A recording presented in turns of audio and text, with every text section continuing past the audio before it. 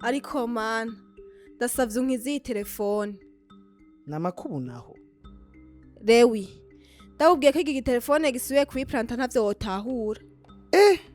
Ariko Janine nawe ufise drama zirenze mu buzima bwawe. Ivugire sha ivugire.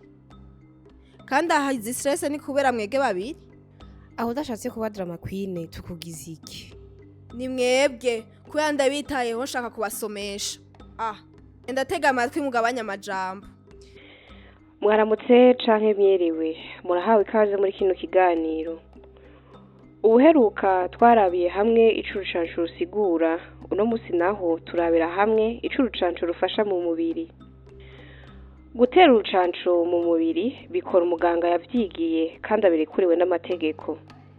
Urucancu rukorana n'abasoda bajejwe kurinda umubiri ingwara ziterwa na mikorobe zituma umuntu agwara. Akazi k'urucanco rero kagizwe no kumenyereza umubiri kurwanya ingwara biciye mu mikorobe ya mbere. Ivyo bifasha abasoda b'umubiri kumenya kurwanira umubiri imbere y'igihe. Ikiryoshe nuko abasoda bibuka ivyabashikiye mu mubiri. Bisigura yuko iyo basubiye guhura na ya mikorobe baraheza bakamenya ingene bitwara mu gihe gikurikira.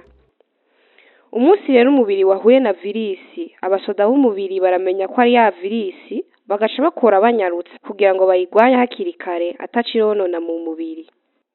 Donc nimba natahuye neza badutera virisi kugira umubiri utangure entraînement imbere yuko ingwara ya vrai iza kudutera. Yes.